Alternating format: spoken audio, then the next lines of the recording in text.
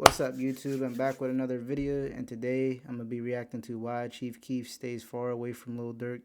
So, Chief Keef and Lil Durk actually have a weird history together because back then, like the reason why they wasn't got uncool and all that was because when Chief Keef he was going to bail him out, I think, or Durk asked him to, and like Chief Keef spent that amount of money used for the bail on a car instead, and then he flexed with it and all that, and Durk just was locked up. And then ever since then, they always go back and forth. They're both BDs and stuff. They're cool, but they never got that close. I guess Chief Keef wasn't close with him like he was with Fredo Santana and Lil Reese and stuff like that. So they were just more so cordial, I guess. But that really put a dent in the friendship they could have probably had, when Chief Keef did that. And ever since then, it's been sneak disses here and there, especially from Lil Durk. But yeah, let's see what's to this. I think this is about some different stuff though. It might mention that. I'm not sure though. But make sure y'all comment below what y'all think of this video. Make sure you like the video. Subscribe, turn on the notification bell. I'll be dropping on the daily. And yeah, let's get into this.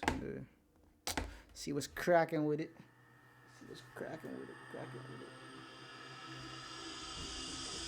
At around 3 o'clock in the morning on June 5th, 2013, the Chicago Police Department were dispatched to the 7200 block of South Green Street after receiving a tip that there was a man with a loaded firearm walking around the area. When the Chicago police arrived on the scene, they spotted Lil Durk attempting to hide a loaded .40 caliber handgun Oh yeah, that boy Durk got caught up inside of his Hyundai Sonata and immediately arrested Durk on the spot. Less than 2 years prior to this, Lil Durk was arrested and charged with possession of a firearm with a defaced serial number. According to multiple reports, back in October of 2011, the Chicago police were doing the usual patrol through Lil Durk's hood when they came across Durk chasing another individual through the streets. When the cops began to intervene, Durk darted. Niggas be saying Durk ain't like that, dude. That's the crazy thing. Y'all don't be knowing these niggas. Y'all be thinking niggas don't be like that, but they do.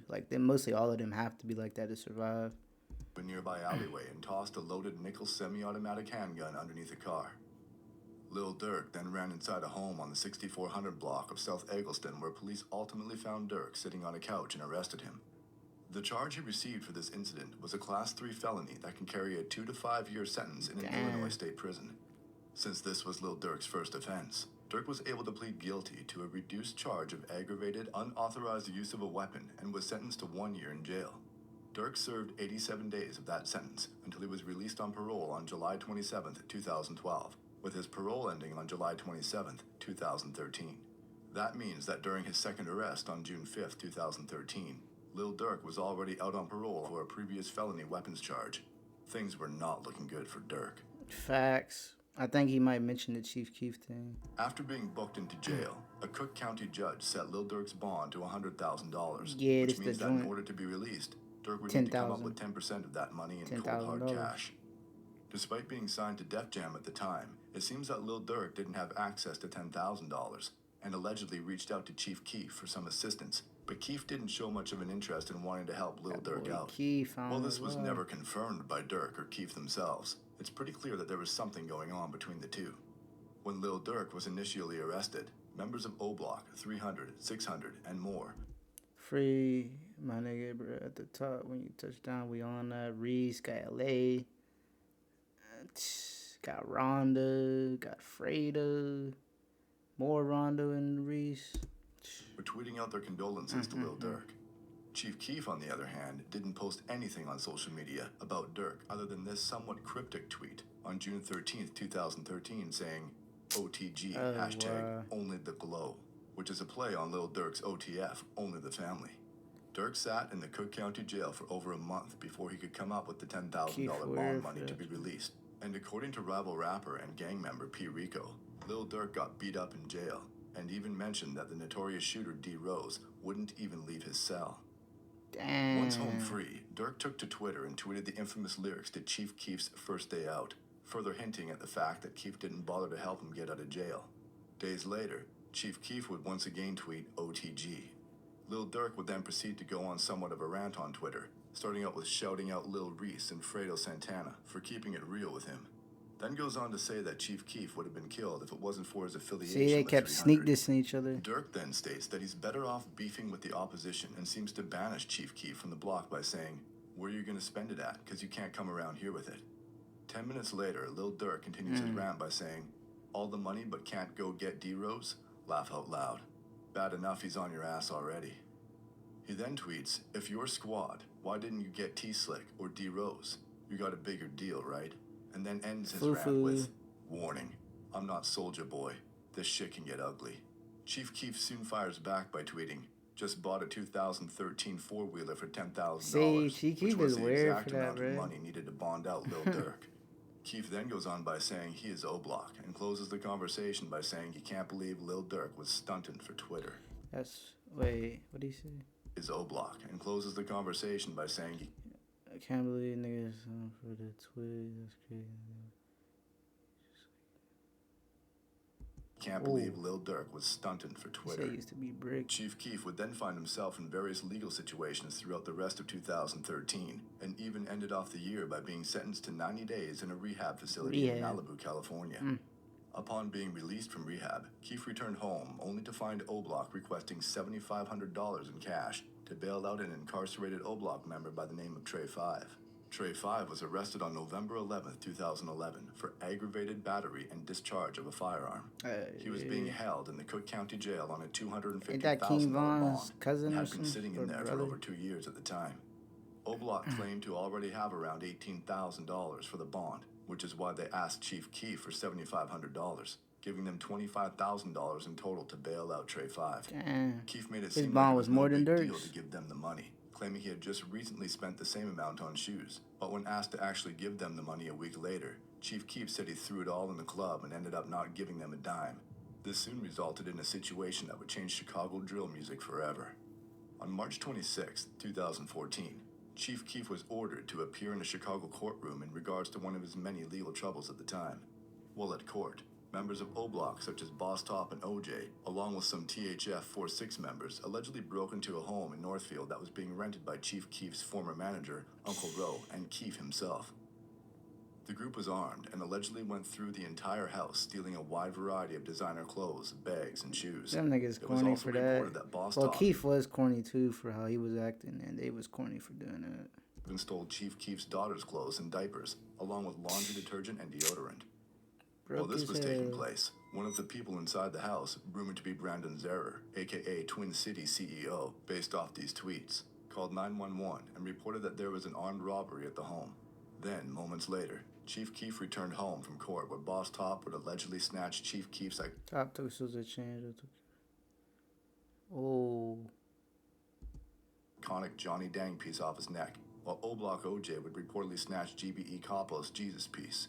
This would escalate the situation to an entirely different level when a 33-year-old man and associate of Chief Keef by the name of Terrence Smith was unfortunately shot during this altercation. After the shots were fired, the group allegedly stole Chief Keef's silver 2010 Jeep Grand Cherokee and fled the scene.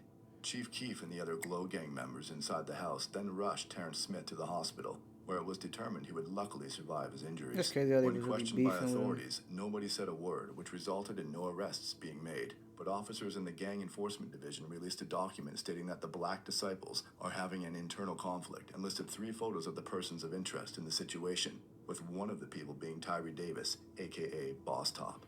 The official document stated, officers assigned the Gang Enforcement Division have received information that an internal conflict has arisen among members of the Black Disciples.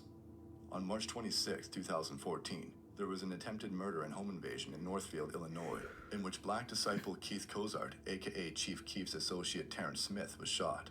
This incident is believed to be related to the internal conflict. A silver 2010 Jeep Grand Cherokee belonging to Cozart was reportedly stolen during the above incident. A possible offending vehicle is a gold or silver minivan, unknown maker model, with Tennessee license plates. The following factions of Black Disciples may experience internal discord: O-Block, Lamron, and Brick City 600. Chief Keef didn't say much publicly about the robbery until 3 months later when he released a series of tweets stating, "I clothed you, B. Put money in your lint ball pockets. I tried to glow you up. See, it worked. You don't look dirty no more. I'm nothing like these guys, but we look alike. Way higher form and fashion, and I'm loyal. I was giving Lil Dirty folks clothes and money. I'm Whoa. talking hundreds, hundreds, hundreds. Get them ones up out of here. Folks, they stole KK clothes out of her room. Detergent, deodorant, and all on Bloods. They stretched that all right. Damn. Montclair's, earrings, Robins, Trues, Gucci bags, Pellies, Louis Vuitton coats. I can go on and on. But when I found out, I bought it again. Whoa. And then ends the discussion with, I That's gave you the crazy. glow so you can eat, not try to compete. Lil Dirty GD, folks. Yeah. Keef would also later call out Boss Top by his real name by tweeting, Yeah. Tyree Davis stole this too, with an Instagram link to a now deleted photo. Keef would later do the same thing to his former go-to producer Young Chop by tweeting out, old stuff Tyree Pittman stole while I was in court one day, with another Instagram leak to a now deleted photo. Shortly after this revealing Wait, he Twitter rant, said. this too, with an Instagram link to a now deleted photo.